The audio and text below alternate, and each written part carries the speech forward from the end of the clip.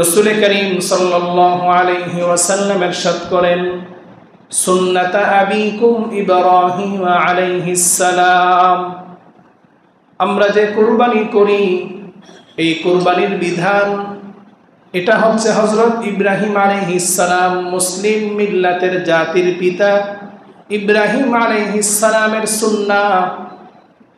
ইব্রাহিম আলাইহিস সালামের সুন্নাহ সেটা কি? আমরা তো মনে করি কুরবানির পশু জবেহ করা এটাই ইব্রাহিম আলাইহিস সালামের সুন্নাহ। ইব্রাহিম আলাইহিস সালামের সুন্নাহ কুরবানির জন্তু জবেহ করা নয়। ইব্রাহিম আলাইহিস সালামের সুন্নাহ এটা হচ্ছে কুরবানি। ইব্রাহিম আলাইহিস সালামের সুন্নাহ সেটা কি? আল্লাহ তাআলা কুরআনুল কারীমে ইব্রাহিম আলাইহিস সালামের সুন্নাহ সম্পর্কে ইরশাদ করেন, ফালাম্মা আসলামা ওয়া তাল্লাহু লিল জাবিন ওয়া নাদাইনাহু আন ইয়া ইব্রাহিম ক্বাদ সাদ্দাকাতার রুইয়া। ইব্রাহিম আলাইহিস সালামের সুন্নাহ কুরবানির জন্তু জবেহ করা নয়। ইব্রাহিম আলাইহিস সালামের সুন্নাহ হলো আল্লাহ তাআলার হুকুমের সামনে তিনি যে নিজেকে আত্মসমর্পণ করেছেন, আল্লাহ তাআলার হুকুমের সামনে মস্তক অবনত করেছেন। ফালাম্মা আসলামা, ইব্রাহিম আলাইহিস সালামকে আল্লাহ তাআলা হুকুম দিয়েছেন সন্তানকে জবেহ করার জন্য। সন্তানকে হুকুম করা হলো জবেহ হওয়ার জন্য। ইব্রাহিম আলাইহিস সালাম জবেহ করার জন্য প্রস্তুত হয়েছেন, ইসমাঈল আলাইহিস সালাম জবেহ হওয়ার জন্য প্রস্তুত হয়েছেন। উভয়ই যখন আত্মসমর্পণ করল, ফালাম্মা আসলামা, ইব্রাহিম আলাইহিস সালামের সুন্নাহ সেটা হলো আল্লাহ তাআলার হুকুমের সামনে নিজেকে পরিপূর্ণভাবে সঁপে দেওয়া, আল্লাহ তাআলার সামনে আত্মসমর্পণ করা, আল্লাহ তাআলার সামনে মস্তক অবনত করা। এটাই হচ্ছে ইব্রাহিম আলাইহিস সালামের সুন্নাহ। আল্লাহ তাআলার হুকুম যখন এসেছে, ইব্রাহিম আলাইহিস সালাম সন্তানকে জবেহ করার জন্য ছুরি নিয়ে মিনার দিকে রওনা হয়ে গিয়েছেন। সন্তানকে শুইয়ে দিয়েছেন, ধারালো ছুরি দিয়ে সন্তানের গর্দানের মধ্যে ছুরি চালিয়েছেন। ইসমাঈল আলাইহিস সালাম জবেহ হওয়ার জন্য তিনি শায়িত হয়েছেন। ইসমাঈল আলাইহিস সালাম তিনি জবেহ হওয়ার জন্য শুধু শায়িত হন নাই, ইসমাঈল আলাইহিস সালামকে বললেন, হে আমার পিতা, আপনি যখন আমাকে জবেহ করবেন, জবেহ করার সময় আপনি আমাকে উল্টো দিক করে শোয়াবেন, যাতে করে আমার চেহারার দিকে আপনার নজর না পড়ে। কারণ স্বাভাবিকভাবে আমার চেহারার দিকে যখন আপনার নজর পড়বে, আমার প্রতি আপনার মায়া হতে পারে, ভালোবাসা উদ্রেক হতে পারে। সন্তানের প্রতি বাবার ভালোবাসা থাকবে, এটাই স্বাভাবিক। সন্তানের প্রতি ভালোবাসার কারণে যদি আল্লাহর হুকুম মানার ক্ষেত্রে আপনার মধ্যে যদি কোনো দ্বিধাদ্বন্দ্ব তৈরি হয়ে যায়, তাহলে তো আপনি আল্লাহর হুকুমের নাফরমানি করে ফেলবেন। সেই জন্য আপনি আমাকে উল্টো দিক করে শোয়াবেন, যাতে আমার চেহারা আপনার দিকে না ফিরে। ইসমাঈল আলাইহিস সালাম আরো বলেছেন, আমাকে এমন ভাবে টাইট করে বাঁধবেন দুহাত আমার পাগুলো, যাতে করে আপনি আমাকে জবেহ করার সময় আমি নড়াচড়া না করি। কারণ জবেহের সময় কষ্টের কারণে আমি যদি নড়াচড়া করি, আমার হাত পায়ের কোনো একটি অঙ্গ আপনার শরীরের সাথে লাগতে পারে, আপনার শরীরের সাথে আমার কোনো অঙ্গ প্রত্যঙ্গ লাগবে, সেটা পিতার সাথে সন্তান হিসাবে আমার জন্য বেয়াদবি হয়ে যাবে। আমি ইসমাঈল বেয়াদব সন্তান হতে চাই না। সুবহানাকা লা ইলমা লানা ইল্লা মা আল্লামতানা ইন্নাকা আনতাল আলিমুল হাকীম। রব্বি জিদনি ইলমা রব্বি ইশরাহ লি সাদরি ওয়া ইয়াসসির লি আমরি واحلل عقدة من لساني يفقهوا قولي. اللهم صل على محمد وأنزله المقعد المقرب عندك يوم القيامة. اللهم صل على محمد وعلى آل محمد كما صليت على إبراهيم وعلى آل إبراهيم إنك حميد مجيد اللهم بارك على محمد وعلى آل محمد كما باركت على إبراهيم وعلى آل إبراهيم إنك حميد مجيد الحمد لله ثم الحمد لله উপস্থিত মুআজ্জাজ মুকাররম ওয়াজিবুল ইহতিরাম সম্মানিত উলামায়ে কেরাম আমার পিতৃতুল্য পরম শ্রদ্ধাভাজন সম্মানিত মুরব্বিয়ানে কেরাম সমবয়সী দিন প্রিয় ইসলাম প্রিয় যুবক তরুণ ভাইরা স্নেহের মাসুম ছোট বাচ্চারা পর্দার আড়াল থেকে শ্রবণরতা আমার দিনদার পর্দানিশীল সম্মানিত মা ও বোনেরা দূর দূরান্ত থেকে আগত মুহিব্বিন মুতাআল্লিকিন সর্বস্তরের মুসল্লিয়ানে কেরাম আমরা আল্লাহ তাআলার দরবারে সর্বপ্রথম শুকরিয়া আদায় করছি যে আল্লাহ সুবহানাহু ওয়া তাআলা আজকে পবিত্র জুমার দিন সাইয়্যিদুল আইয়ামে পৃথিবীর শ্রেষ্ঠতম স্থান আল্লাহ তাআলার ঘরে সাইয়্যিদুল মাকানে আল্লাহ তাআলা আমাদেরকে দুনিয়াবী সকল কাজকর্ম থেকে ফারেক করে আমাদেরকে সুস্থ হায়াত নেক হায়াত দারাজ করে আল্লাহ তাআলার মহান হুকুম ফরজ বিধান জুমার সালাত আদায়ের উদ্দেশ্যে সকলের আগে আসার বসার কোরআন সুন্নাহর আলোচনায় শামিল হওয়ার তৌফিক এনায়েত করেছেন আমরা সকলেই অন্তরের অন্তঃস্থল থেকে হৃদয়ের গভীর থেকে উচ্চ কণ্ঠে সমস্বরে আল্লাহ তাআলার প্রতি ভালোবাসা প্রকাশ করে সকলেই বলি আলহামদুলিল্লাহ অসংখ্য গণিত দরুদ এবং সালামের হাদিয়া পেশ করছি দু জাহানের বাদশাহ সরকারে দু আলম সৈয়দুল কাউনাইন ওয়াস সাকালাইন রাহমাতুল লিল আলামিন আকাই নামদার তাজদার মদিনা জনাবে মুহাম্মদুর রাসূলুল্লাহ সাল্লাল্লাহু আলাইহি ওয়াসাল্লামের প্রতি সম্মানিত মুসল্লিনা কিরাম পবিত্র জিলহজ মাস চলমান রয়েছে এই মহিমান্বিত গুরুত্বপূর্ণ মুবারকপূর্ণ এই মাসে আল্লাহ তাআলা আমাদেরকে ব্যতিক্রম ধর্মী কিছু নেক আমল করার তৌফিক দান করেছেন যে নেক আমলগুলো সারা বছর করার সুযোগ আমাদের হয় না তার মধ্যে একটি হচ্ছে হজ আর একটি হচ্ছে কোরবানি যেটি বছরে এই নির্ধারিত জিলহজ মাসে নির্ধারিত সময় আল্লাহ তাআলা আমাদেরকে করার তৌফিক দান করেন যারা এবছর হজে গিয়েছেন অনেকেই হজ শেষে তিনারা ফিরে আসছেন আমরা তাদের জন্য দোয়া করি আল্লাহ তাআলা তাদেরকে সুস্থতার সাথে সহি সালামতে নিরাপদে আমাদের মাঝে আল্লাহ তাআলা ফিরিয়ে আনুক সকলে বলি আমিন আমরা যারা হজে যেতে পারিনি আল্লাহ তাআলার কাছে ফরিয়াদ জানাই দরখাস্ত জানাই আল্লাহ তাআলা যেন আমাদেরকে আগামীতে হজে যাওয়ার মতো সেই তৌফিক সেই ব্যবস্থা আল্লাহ তাআলা আমাদেরকে করে দেন হজে যাওয়ার জন্য শুধুমাত্র অর্থ থাকলেই চলবে না পৃথিবীতে অনেক অনেক অর্থ সম্পদশালী লোক আছে যাদের অর্থ তাদেরকে হজে নিতে পারেনি পৃথিবীতে অনেক দরিদ্র মানুষ রয়েছে যাদেরকে আল্লাহ তাআলা হজ করার তৌফিক দান করেছেন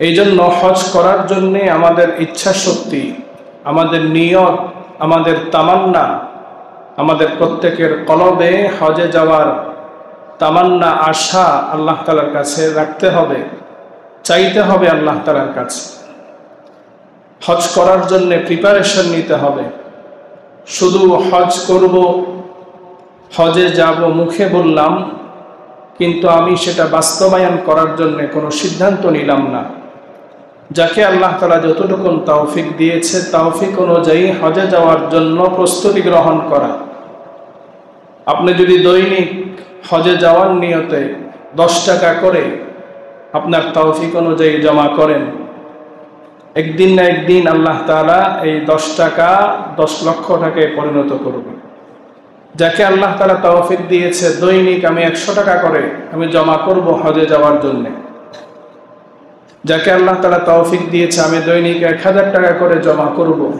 যার যেভাবে তৌফিক আছে মনের মধ্যে ইচ্ছা নিয়তের পাশাপাশি হজে যাওয়ার জন্য তৌফিক অনুযায়ী সেভাবে প্রস্তুতি গ্রহণ করা আর্থিকভাবে। আমরা যারা আগামীতে হজে যাওয়ার এরাদা করেছি, হজে যাওয়ার নিবন্ধন করব আশা করছি, একটি বিষয় আমাদের হাজিদের অনেকের একটি মিস্টেক হয়ে যায়, সেটা হচ্ছে হজে যাওয়ার পরে হাজিরা যে কোরবানি করে তাদের সেই কোরবানি অনেকে মনে করি আমরা যে কোরবানি করছি হাজি যারা তাদের বিধান এবং আমাদের বিধান আদায় হয়ে যাচ্ছে। হজের কোরবানির দ্বারা আমরা যে কোরবানি করছি, যাদের উপর নেশাব পরিমাণ সম্পদ থাকলে, মুসাফির না হলে আমরা যে কোরবানি করছি, যার উপর ওয়াজিব কোরবানি, হজে যাওয়ার পরে যে কোরবানি করা হয় সেই কোরবানির দ্বারা আমরা যারা হজ করছি না, স্বাভাবিকভাবে আমরা যাদের উপর কোরবানি ওয়াজিব, অনেক হাজিরা মনে করি সেই আমাদের মতোই তাদের কোরবানি আদায় হচ্ছে। একটি মাসআলা আমাদেরকে বুঝতে হবে, সেটা হচ্ছে হজে যারা হজ্জে তামাত্তু, হজ্জে কিরান যারা করেন তাদের জন্য হজের একটি বিধান হচ্ছে দম করা, যেটাকে বলা হয় দমে শকর। দমে শকর এটাকে আমরা অনেকেই কোরবানি মনে করি। হজের মধ্যে হাজিরা যে দমে শকর আদায় করে, হজের পরে শুকরিয়াতান একটি পশু জবেহ করা হয়, সেটা হজের অংশ, সেটা আমাদের কোরবানির সাথে সম্পৃক্ত নয়। কোনো হাজি তিনি হজে যাওয়ার পর তিনি যদি মক্কায় মুসাফির না হন, মুকিম হন, অর্থাৎ তিনি যদি মক্কায় 15 দিনের চাইতে বেশি অবস্থান করেন, অবস্থানের নিয়ত করেন, তাহলে তিনি মুকিম নন।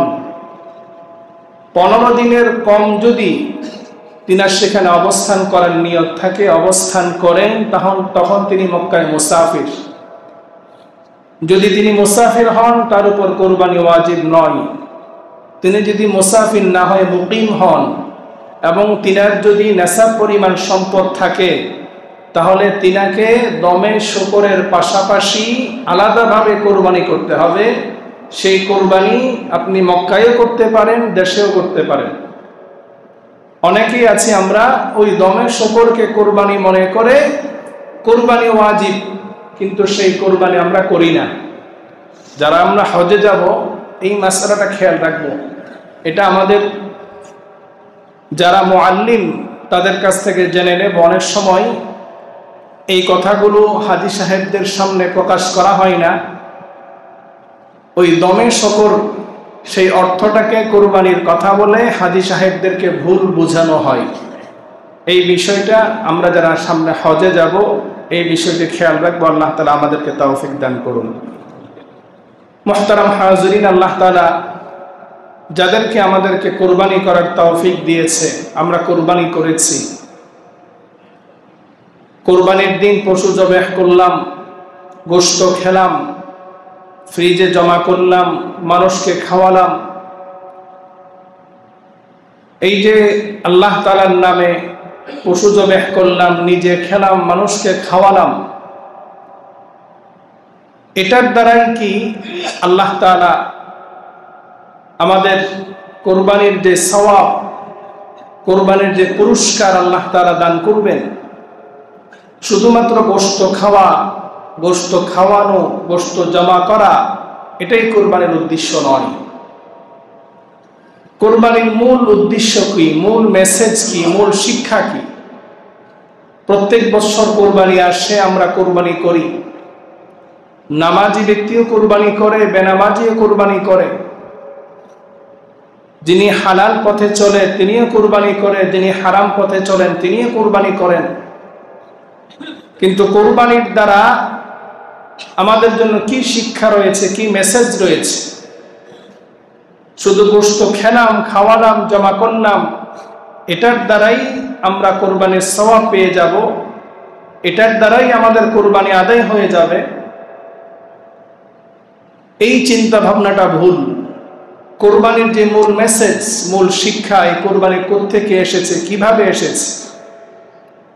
রাসূল করিম সাল্লাল্লাহু আলাইহি ওয়াসাল্লামকে সাহাবায়ে কেরাম জিজ্ঞেস করলেন, মা হাযিহিল আযাহি ইয়া রাসূলুল্লাহ, আমরা যে কোরবানি করছি এই কোরবানির বিধানটা কিভাবে এসেছে, কোত্থেকে এসেছে, এটা কি বিধান? রাসূল করিম সাল্লাল্লাহু আলাইহি ওয়াসাল্লাম ইরশাদ করেন, সুন্নাতা আবিকুম ইব্রাহিম আলাইহিস সালাম, আমরা যে কোরবানি করি এই কোরবানির বিধান এটা হচ্ছে হযরত ইব্রাহিম আলাইহিস সালাম, মুসলিম মিল্লাতের জাতির পিতা ইব্রাহিম আলাইহিস সালামের সুন্নাহ। ইব্রাহিম আলাইহিস সালামের সুন্নাহ সেটা কি? আমরা তো মনে করি কুরবানির পশু জবেহ করা এটাই ইব্রাহিম আলাইহিস সালামের সুন্নাহ। ইব্রাহিম আলাইহিস সালামের সুন্নাহ কুরবানির জন্তু জবেহ করা নয়। ইব্রাহিম আলাইহিস সালামের সুন্নাহ এটা হচ্ছে কুরবানি। ইব্রাহিম আলাইহিস সালামের সুন্নাহ সেটা কি? আল্লাহ তাআলা কুরআনুল কারীমে ইব্রাহিম আলাইহিস সালামের সুন্নাহ সম্পর্কে ইরশাদ করেন, ফালাম্মা আসলামা ওয়া তাল্লাহু লিল জাবিন ওয়া নাদাইনাহু আন ইয়া ইব্রাহিম ক্বাদ সাদ্দাকাতার রুইয়া। ইব্রাহিম আলাইহিস সালামের সুন্নাহ কুরবানির জন্তু জবেহ করা নয়। ইব্রাহিম আলাইহিস সালামের সুন্নাহ হলো আল্লাহ তাআলার হুকুমের সামনে তিনি যে নিজেকে আত্মসমর্পণ করেছেন, আল্লাহ তাআলার হুকুমের সামনে মস্তক অবনত করেছেন। ফালাম্মা আসলামা, ইব্রাহিম আলাইহিস সালামকে আল্লাহ তাআলা হুকুম দিয়েছেন সন্তানকে জবেহ করার জন্য। সন্তানকে হুকুম করা হলো জবেহ হওয়ার জন্য।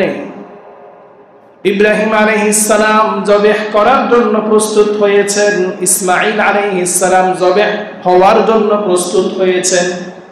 উভয়ই যখন আত্মসমর্পণ করল, ফালাম্মা আসলামা, ইব্রাহিম আলাইহিস সালামের সুন্নাহ সেটা হলো আল্লাহ তাআলার হুকুমের সামনে নিজেকে পরিপূর্ণভাবে সঁপে দেওয়া, আল্লাহ তাআলার সামনে আত্মসমর্পণ করা, আল্লাহ তাআলার সামনে মস্তক অবনত করা। এটাই হচ্ছে ইব্রাহিম আলাইহিস সালামের সুন্নাহ। আল্লাহ তাআলার হুকুম যখন এসেছে, ইব্রাহিম আলাইহিস সালাম সন্তানকে জবেহ করার জন্য ছুরি নিয়ে মিনার দিকে রওনা হয়ে গিয়েছেন। সন্তানকে শুইয়ে দিয়েছেন, ধারালো ছুরি দিয়ে সন্তানের গর্দানের মধ্যে ছুরি চালিয়েছেন। ইসমাঈল আলাইহিস সালাম জবেহ হওয়ার জন্য তিনি শায়িত হয়েছেন। ইসমাঈল আলাইহিস সালাম তিনি জবেহ হওয়ার জন্য শুধু শায়িত হন নাই, ইসমাঈল আলাইহিস সালামকে বললেন, হে আমার পিতা, আপনি যখন আমাকে জবেহ করবেন, জবেহ করার সময় আপনি আমাকে উল্টো দিক করে শোয়াবেন, যাতে করে আমার চেহারার দিকে আপনার নজর না পড়ে। কারণ স্বাভাবিকভাবে আমার চেহারার দিকে যখন আপনার নজর পড়বে, আমার প্রতি আপনার মায়া হতে পারে, ভালোবাসা উদ্রেক হতে পারে, সন্তানের প্রতি বাবার ভালোবাসা থাকবে, এটাই স্বাভাবিক। সন্তানের প্রতি ভালোবাসার কারণে যদি আল্লাহর হুকুম মানার ক্ষেত্রে আপনার মধ্যে যদি কোনো দ্বিধাদ্বন্দ্ব তৈরি হয়ে যায়, তাহলে তো আপনি আল্লাহর হুকুমের নাফরমানি করে ফেলবেন। সেই জন্য আপনি আমাকে উল্টো দিক করে শোয়াবেন, যাতে আমার চেহারা আপনার দিকে না ফিরে।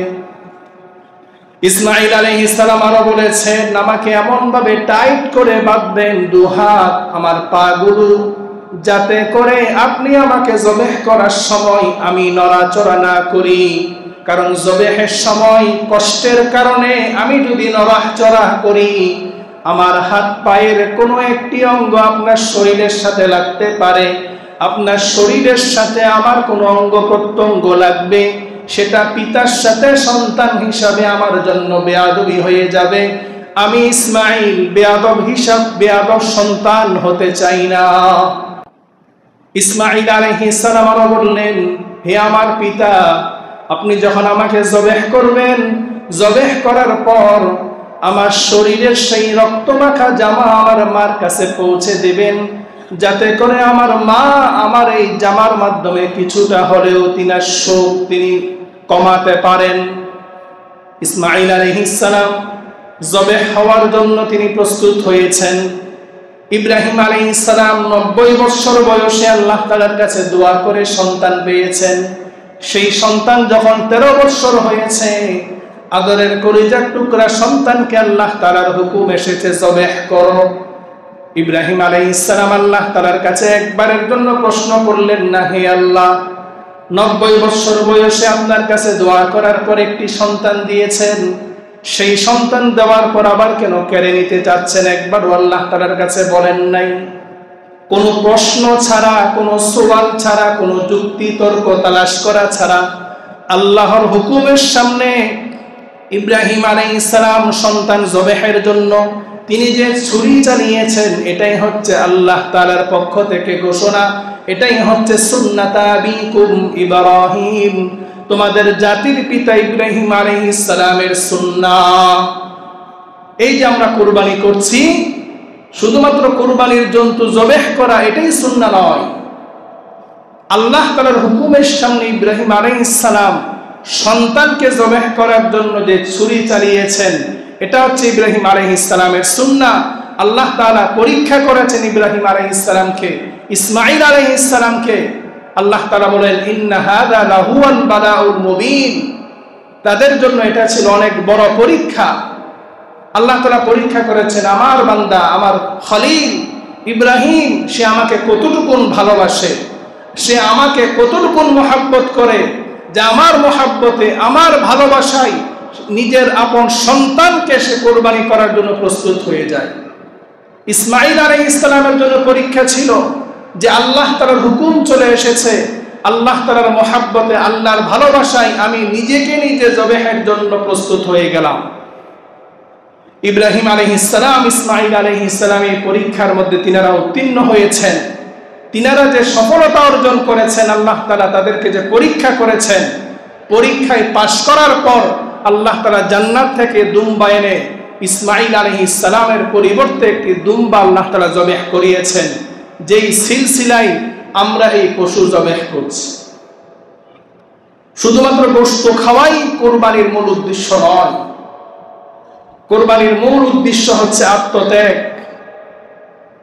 নিজের নফসকে আল্লাহ তাআলার হুকুমের সামনে আত্মসমর্পণ করা। বর্তমানে আমাদের জন্য সবচাইতে বড় জাহান্নামে যাওয়ার বড় কারণ হচ্ছে আমরা নফসের গোলাম হয়ে গিয়েছি। কুরবানির পশু জবেহের সাথে সাথে আমাদের নফসকে জবেহ করতে হবে।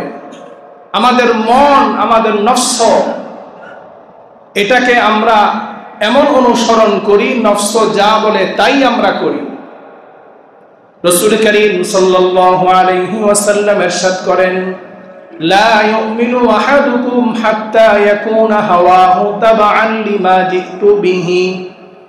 রাসূলুল্লাহ সাল্লাল্লাহু আলাইহি ওয়াসাল্লাম বলেন, ততক্ষণ পর্যন্ত তুমি ঈমানদার হতে পারবে না, ততক্ষণ পর্যন্ত তুমি খাঁটি মুমিন হতে পারবে না, যতক্ষণ পর্যন্ত তুমি তোমার নফসের চাহিদাকে, তোমার নফসের চাওয়া পাওয়াকে, আমি রাসূল সাল্লাল্লাহু আলাইহি ওয়াসাল্লাম যে দ্বীন নিয়ে এসেছি, শরীয়ত নিয়ে এসেছি, আমার শরীয়তের অনুসারী অনুগামী যতক্ষণ পর্যন্ত না বানাবে, ততক্ষণ পর্যন্ত তুমি খাঁটি মুমিন হতে পারবে না।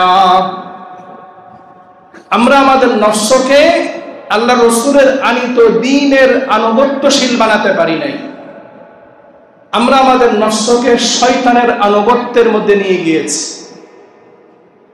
নফস যা চাই তাই আমরা করি, কারণ নফস এমন একটি জিনিস, আল্লাহ তাআলা কোরআনে বলেন, ইন্নান নাফসা লাআম্মারাতুম বিসসু, নফস সব সময় খারাপ কাজ করতে চাইলে খারাপ কাজের দিকেই ধাবিত হবে, এটাই নফসের চাহিদা। এই কারণে বুখারীর বর্ণনায় হযরত আবু হুরায়রা রাদিয়াল্লাহু আনহু থেকে বর্ণিত হাদিস, রাসূল করিম সাল্লাল্লাহু আলাইহি ওয়াসাল্লাম ইরশাদ করেন, قال رسول الله صلى الله عليه وسلم حجبت النار بالشهوات وحجبت الجنة بالمكاره। রাসূল করিম সাল্লাল্লাহু আলাইহি ওয়াসাল্লাম বলেন, আল্লাহ তাআলা জাহান্নাম এবং জান্নাত উভয়টিকে আল্লাহ তাআলা আবরণ দিয়ে রেখেছেন, পর্দা দিয়ে রেখেছেন। আল্লাহ তাআলা জাহান্নামকে আবরণ দিয়েছেন, পর্দা দিয়েছেন মানুষের নফসের যে শাহওয়াত, মানুষের মনের যে কামনা বাসনা, মানুষের মনের কামনা বাসনার মাধ্যমে আল্লাহ তাআলা জাহান্নামকে পর্দা দিয়েছেন এবং আল্লাহ তাআলা জান্নাতকে আবরণ দিয়েছেন, পর্দা দিয়েছেন মানুষের নফসের কামনা বাসনার বাহিরে গিয়ে কষ্টকর জিনিসগুলোর মাধ্যমে আল্লাহ তাআলা জান্নাতকে আবরণ দিয়েছেন। নফসের মধ্যে মন চাই রাত্রিবেলায় ঘুমাতে ঘুমাতে 12টা বেজে গিয়েছে, 1টা বেজে গিয়েছে, ফজরের আজান যখন হয় মসজিদে আসসালাতু খায়রুম মিনান নাওম, তোমার ঘুম থেকে নামাজ উত্তম, আমার কানে মসজিদের আজান আসে, ঘুম থেকে ওঠা সেটা কষ্ট, রাত্রি যেহেতু ছোট, ঘুমাতে ঘুমাতে 12টা 1টা বেজে গিয়েছে, ঘুম থেকে ওঠা অনেক কষ্ট। আল্লাহ রাসূল বলেন, যে ব্যক্তি মন বলে নফস বলে ঘুম যেহেতু পুরা হয় নাই, ঘুম যা, নফসের চাহিদা অনুযায়ী যে ব্যক্তি ঘুমালো সে ব্যক্তি প্রবৃত্তির অনুসরণ করলো, আর প্রবৃত্তির অনুসরণ করার মানেই হচ্ছে জাহান্নামকে আল্লাহ তাআলা প্রবৃত্তির অনুসরণ দ্বারা যে ঢেকে দিয়েছেন, যে পর্দা দিয়েছেন, সে জাহান্নামের সেই পর্দা সরিয়ে সে জাহান্নামের দিকে ধাবিত হয়ে গেল। আর যে ব্যক্তি নফস চাইলো ঘুম যা, কিন্তু নফসের চাহিদাকে লাথি মেরে আল্লাহর ভয়ে আল্লাহর ডাকে ঘুম থেকে উঠে প্রচন্ড ঠান্ডা পানি দিয়ে ওযু করে যখন মসজিদে চলে আসলো, ঘুম থেকে ওঠা কষ্টকর জিনিস, প্রচন্ড ঘুম, তার মধ্যে ঘুম থেকে জাগ্রত হয়ে ঠান্ডা পানি দিয়ে ওযু করা কষ্টকর জিনিস, আবার মসজিদে আসা অন্ধকারের মধ্যে কষ্টকর, নফসের চাহিদার বিরুদ্ধে গিয়ে কষ্টকর কাজ করার দ্বারা সে জান্নাতের পর্দা সরিয়ে জান্নাতের দিকে ধাবিত হয়ে গেল। সুবহানাল্লাহ। এই যে নফস, এই নফসকে যদি আমরা এই কুরবানির মাধ্যমে জবেহ করতে না পারি, নিয়ন্ত্রণ করতে না পারি, তাহলে এই নফস আমাদেরকে জাহান্নামের দিকে নিয়ে যাবে।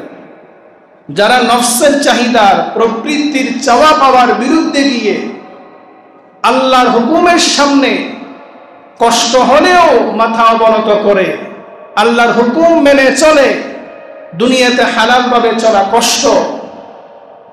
কারণ আল্লাহ রাসূল বলেছেন, আদ-দুনিয়া সিজনুল মুমিন, মুমিনের জন্য দুনিয়াটা হলো জেলখানার মতো। জেলখানায় গেলে যেমনি ভাবে মানুষকে কষ্ট করতে হয়, ঠিক তেমনি ভাবে মুমিনের জন্য দুনিয়াটা জেলখানার মতো হয়ে যাবে।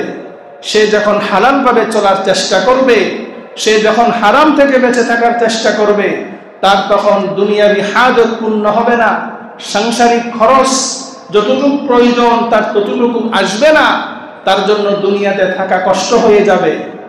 সে এই কষ্ট যারা সহ্য করতে পারবে, হারামের সুযোগ রয়েছে তারপরও সে আল্লাহর ভয়ে হারাম বর্জন করে হালালকে আঁকড়ে ধরবে, আল্লাহ তাআলা এই কষ্টের বিনিময়ে তাকে জান্নাতে পৌঁছে দিবেন। সুবহানাল্লাহ। মালিক ইবনে দিনার রাহিমাহুল্লাহ, তিনি যুগশ্রেষ্ঠ বড় একজন আলেম ছিলেন, আল্লাহর ওয়ালি ছিলেন। মালিক ইবনে দিনার রাহিমাহুল্লাহ তিনি একটা সময় গোমরাহ ছিলেন, মাদক সেবী ছিলেন। তিনি যে আল্লাহর ওয়ালি হলেন, যে যুগশ্রেষ্ঠ আলেম হলেন, সেই সম্পর্কে একটি ঘটনা কিতাবের মধ্যে উল্লেখ আছে যে একবার একজন ব্যক্তি হযরত মালিক ইবনে দিনার রাহিমাহুল্লাহ একটি মজলিসে, তিনি যেখানে বয়ান করছেন, সেখানে গিয়ে তিনি বললেন, হে মালিক, 10 বছর আগে তোমাকে আমি দেখেছি তুমি মদের বোতল নিয়ে জঙ্গলে জঙ্গলে তুমি ঘুরে বেড়াচ্ছ, আর আজকে তুমি এই দ্বীনি মজলিসে, ইলমের মজলিসে ইলম বিতরণ করছো, তোমার এই পরিবর্তনের কারণ কি? মালিক ইবনে দিনার রাহিমাহুল্লাহ তিনি বললেন, ও আমার ভাই, 10 বছর আগে তুমি যে মালিককে দেখেছো, আজকের এই যে মালিককে দেখছো, একই ব্যক্তিকে দেখছো। 10 বছর আগে আমি একটা সময় মাদক দ্রব্য গ্রহণ করতাম, মদ খেতাম, মদ পান করতাম, আল্লাহর নাফরমানির মধ্যে লিপ্ত ছিলাম, দিন থেকে দূরে সরেছিলাম, হেদায়েত থেকে দূরে সরেছিলাম। আমার একটি ছোট বাচ্চা ছিল, রমজানের প্রথম দিন আমি রোজা না রেখে মদ পান করে মদের বোতল নিয়ে আমি আমার ঘরে আসি। আমার ছোট একটি কন্যা ছিল, সেই কন্যা আমার সেই মদের বোতল দেখে সে ভেঙে ফেলে। আমি অনেকটা রাগান্বিত হয়ে যাই, রাগান্বিত হয়ে আমার কন্যা সন্তানকে বকাঝকা করি। কিছুদিন পর আমার এই কন্যা সন্তান অসুস্থ হয়ে সে মৃত্যুবরণ করে। ঠিক 1 বছর পরে রমাদানের প্রথম দিবসে আমি ঠিক এই দিনে মদ পান করে মদের বোতল নিয়ে আমার ঘরে প্রবেশ করি। ঘরে প্রবেশ করে আমার মনে পড়ে যায় 1 বছর আগে আমার কন্যা সন্তান সে আমার মদের বোতল ভেঙে ফেলেছিল। সেই কন্যার জন্য আমার চোখের পানি চলে আসে। কন্যার জন্য আফসোস করতে করতে হাই, সেদিন আমি আমার কন্যাকে কত বকাঝকা করেছিলাম। আজকে আমার সে প্রিয় কন্যা সন্তান অন্ধকার কবরে চলে গিয়েছে। কন্যার কথা চিন্তা করতে করতে চোখ দিয়ে পানি বের হচ্ছে। এদিকে আমি ঘুমিয়ে পড়লাম। ঘুমানোর পর আমি হঠাৎ একটি স্বপ্ন দেখি। স্বপ্নের মধ্যে দেখলাম কিয়ামতের ময়দান কায়েম হয়ে গিয়েছে। কিয়ামতের ময়দানে আমাকে পিছন থেকে একটি বড় একটি অজগর সাপ দৌড়াচ্ছে, বিশাল মোটা, বিশাল একটি অজগর সাপ পিছন দিকে আমাকে ধাওয়া করছে। আমি দৌড়াচ্ছি তো দৌড়াচ্ছি। কিছু দূর যাওয়ার পর একজন বয়োবৃদ্ধ দুর্বল মুরব্বীকে দেখতে পেলাম। ওই মুরব্বীকে ডাক দিয়ে বললাম, ও মুরব্বী, আমাকে এই সাপ ধাওয়া করছে, আপনি আমাকে সাপ থেকে বাঁচান। ওই মুরব্বী বলে, বাবা, আমি বড় দুর্বল, এই সাপের সামনে দাঁড়ানোর মতো সেই শক্তি আমার নাই। সামনের দিকে তাকিয়ে দেখলেন বিশাল পাহাড়। পাহাড়ের উপরে উঠে গেলেন। পাহাড়ের উপরে ওঠার পর দেখেন পাহাড়ের ওপাশে জাহান্নামের আগুন ধাউ ধাউ করে জ্বলছে। পিছনে সাপ, সামনে জাহান্নাম। তিনি পাহাড়ের ডান দিকে দৌড় দিলেন। ডান দিকে দৌড় দিয়ে দেখতে পেলেন একটি বিশাল বাগান। সেই বাগানের মধ্যে ছোট ছোট বাচ্চারা খেলাধুলা করছে। হঠাৎ করে চোখে পড়ে গেল যেই বাগানে ছোট ছোট বাচ্চারা খেলাধুলা করছে সেখানে তার কলিজার টুকরা সেই কন্যা সন্তানও রয়েছে। মালিক ইবনে দিনার রাহিমাহুল্লাহ তিনি বলেন, আমার কন্যা আমাকে দেখার সাথে সাথে বলল, ও আব্বা, আপনি এখানে কি করছেন? আমার কন্যা দৌড়ের সাথে সাথে এসে আমাকে জড়িয়ে ধরল। আমি বললাম, ও আমার কন্যা, আমার পিছনে বিশাল সাপ ধাওয়া করছে, সেই সাপ থেকে আমাকে বাঁচাও। সেই কন্যা সন্তান ওই সাপকে ইশারা দিল চলে যাওয়ার জন্যে। আমার কন্যার ইশারার সাথে সাথে সেই সাপ দূরে সরে গেল।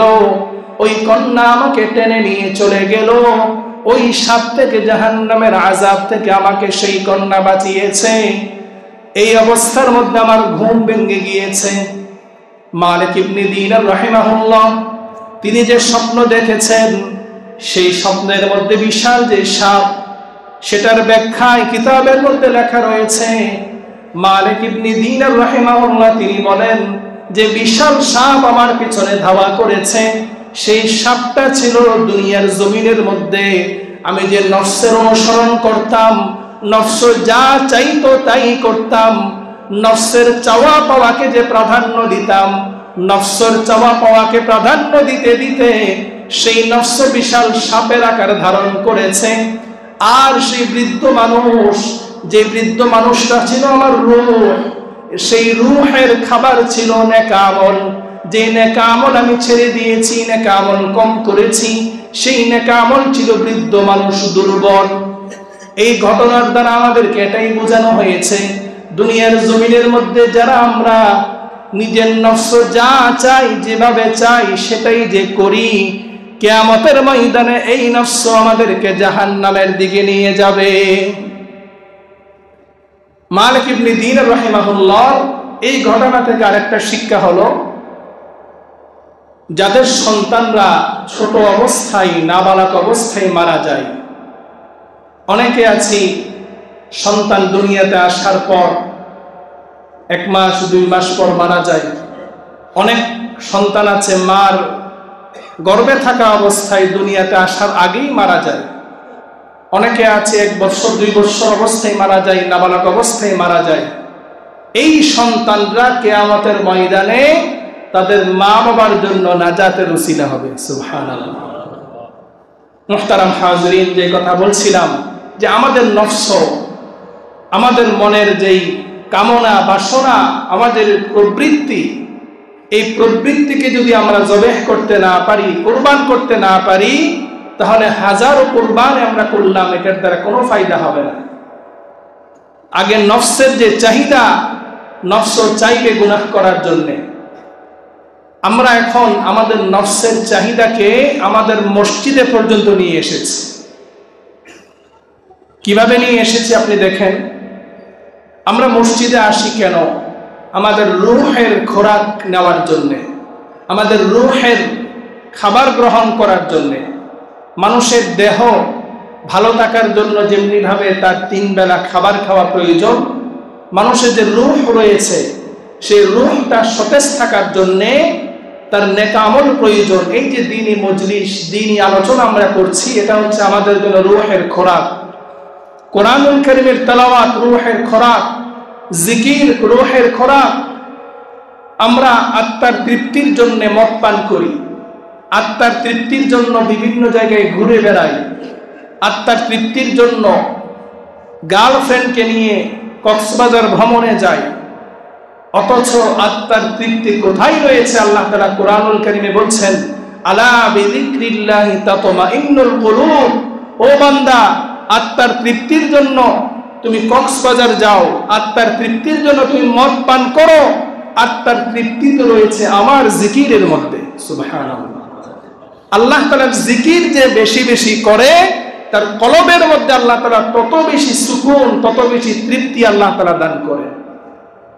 এই জন্য জিকির বেশি বেশি করা, অন্তরের মধ্যে যখন অশান্তি আসে, নেক আমল করতে মনে চায় না, আমাদের নফস আমাদের এমন হয়ে গিয়েছে যে নফসের চাহিদা পূরণ করতে করতে, রূহের খোরাক দিতে না দিতে নেক আমল করতে মনে চায় না।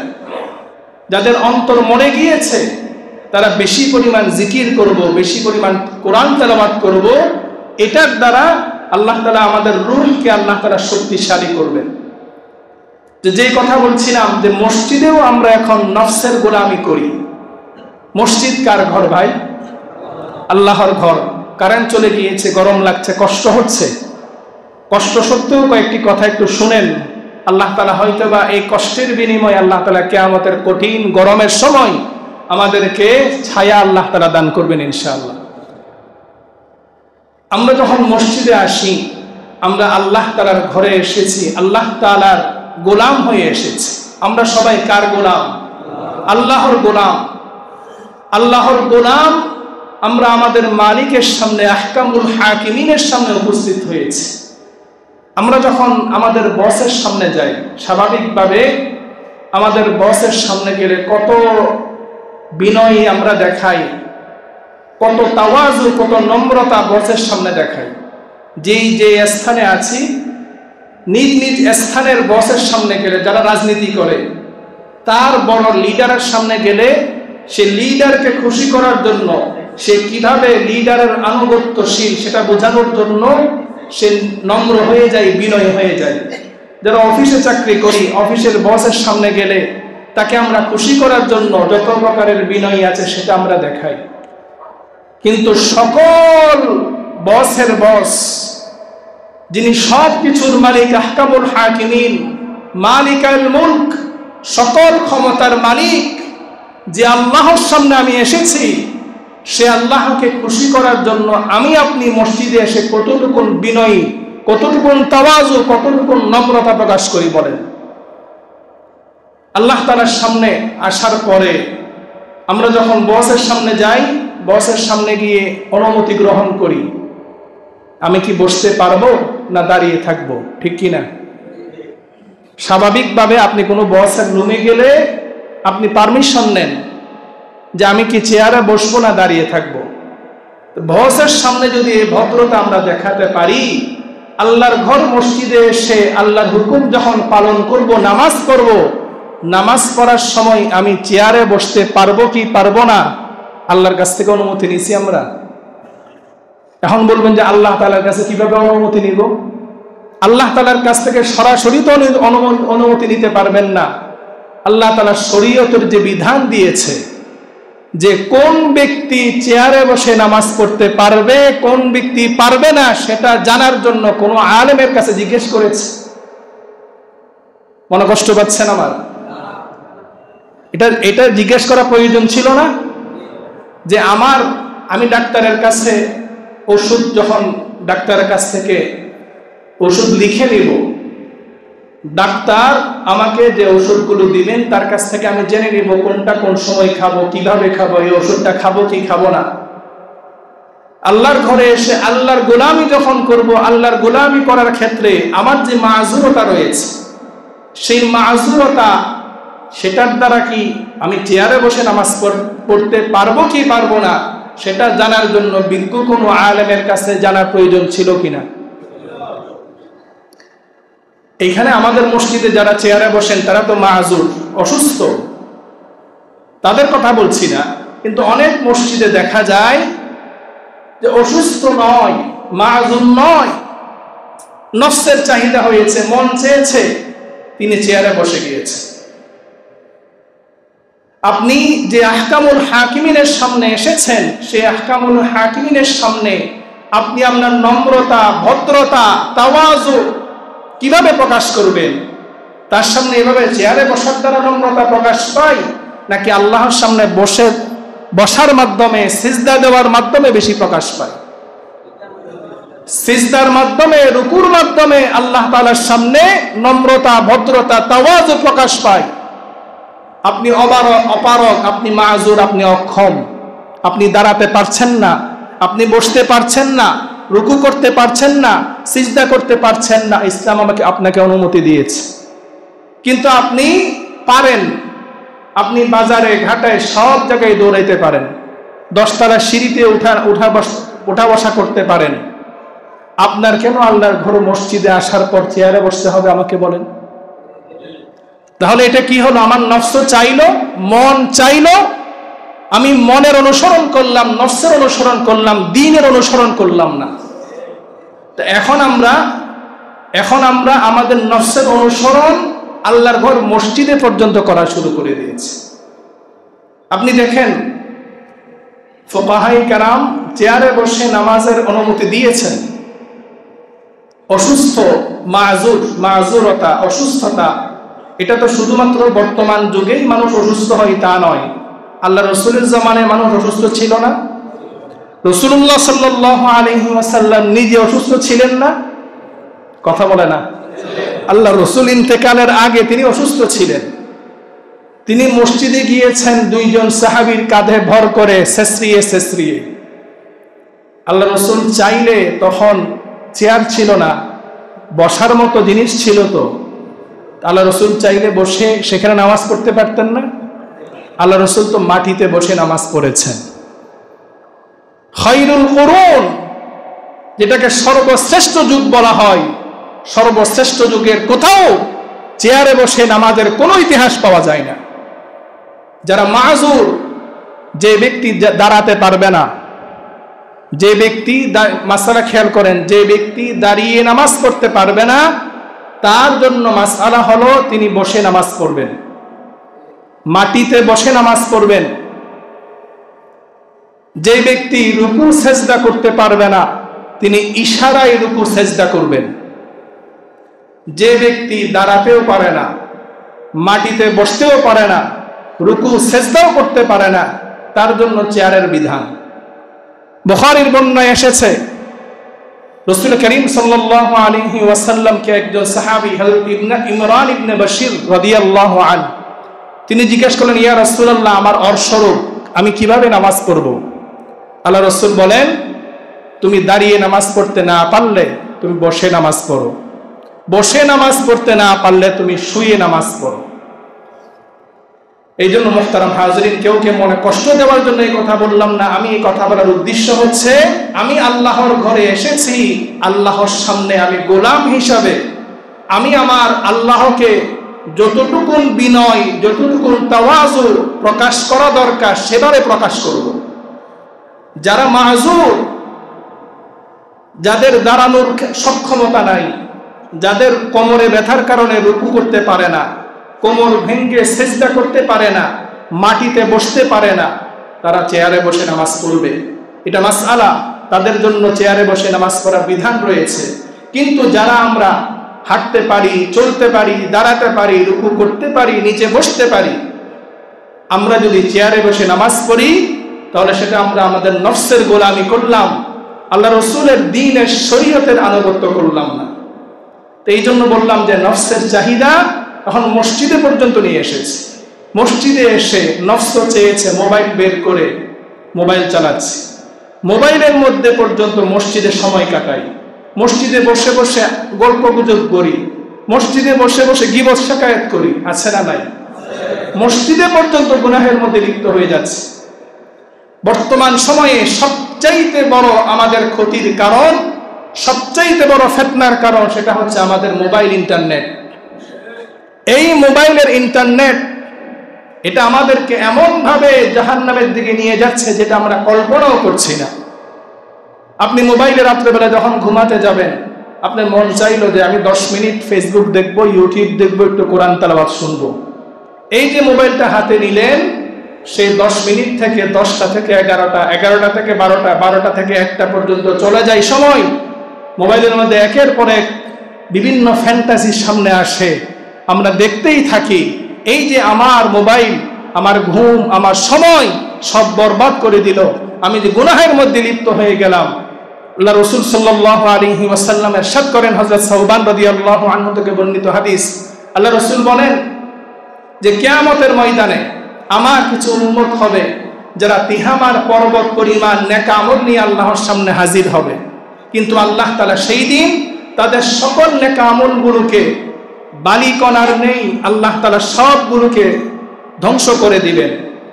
বালিকণা যেমনি ভাবে ধুলাই উড়ে যায়, বাতাসের সাথে উড়ে যায়, ঠিক তেমনি ভাবে তাদের সেই নেক আমলগুলো আল্লাহ তাআলা সেভাবে উড়িয়ে দিবেন। হযরত সাওবান রাদিয়াল্লাহু আনহু জিজ্ঞেস করলেন, ইয়া রাসূলুল্লাহ, তারা কারা যাদের নেক আমল আল্লাহ তাআলা সেই দিন বরবাদ করে দিবেন? আল্লাহ রাসূল বলেন, তারা তোমাদের ভাই। সাওবান রাদিয়াল্লাহু আনহু বললেন, কি কারণে তাদের এই অবস্থা হবে? আল্লাহ রাসূল বললেন যে তারা গোপনে গুনাহের মধ্যে লিপ্ত হবে, গোপনে গুনাহের মধ্যে লিপ্ত হবে, গোপনে গুনাহ করবে, মানুষ জানবে না। এই গোপন গুনাহের কারণে আল্লাহ তাআলা তাদের নেক আমলগুলো বরবাদ করে দিবে। আজকে আমরা নামাজ পড়ি, কোরআন তেলাওয়াত করি, জিকির করি, দান করি, হজ করি, কিন্তু রাত্রিবেলায় আমি আমার রুমে মোবাইলের মধ্যে গুনাহের মধ্যে লিপ্ত হয়ে যাচ্ছি। বর্তমান আমাদের দেশের মধ্যে প্রায় 1.5 কোটি যুবক তারা পাবজি গেমের মধ্যে আসক্ত। আমাদের দেশের মধ্যে প্রায় 12 কোটি মানুষ মোবাইল ইন্টারনেটের মধ্যে আসক্ত। দৈনিক 5 ঘন্টা করে আমরা মোবাইলের মধ্যে আমরা সময় ব্যয় করছি। এই মোবাইল, এই ইন্টারনেট আমাদেরকে গুনাহের দিকে নিয়ে যাচ্ছে। নফস চাইবে, যুবক ভাইয়েরা আমার, আপনি আপনার নফসকে কন্ট্রোল করেন। আল্লাহ তাআলা বলেন, ওয়াল্লাযীনা জাহাদু ফীনা লানাহদিয়ান্নাহুম সুবুলানা। আমার বান্দা যখন চেষ্টা করবে, আমার বান্দা যখন মুজাহাদা করবে, আমি তাকে হেদায়েতের পথে পরিচালনা করব। সুবহানাল্লাহ। মন চেয়েছে মোবাইলটা একটু নেই, আপনি মনকে বলবেন, মন তোর কথা আজকে আমি শুনবো না, আজকে মোবাইল আমি চালাবো না। আপনি 1 দিন, 2 দিন, 3 দিন এভাবে মোবাইল থেকে দূরে থাকেন, মোবাইলকে বাদ দিয়ে ফেলেন। আপনি দেখবেন ইনশাআল্লাহ আস্তে আস্তে আপনি যখন এভাবে অভ্যাস করবেন, আল্লাহ তাআলা আপনার জন্য সহজ করে দিবেন এই মোবাইল থেকে, গুনাহ থেকে বেঁচে থাকার জন্য। আল্লাহ তাআলা আমাকে যা কথা বলার তৌফিক দিয়েছেন, আল্লাহ তাআলা আমাকে সহ আমাদের সকলকে আমল করার তৌফিক দান করুক। ওয়া আখিরু দাওয়ানা আলহামদুলিল্লাহি রাব্বিল আলামিন।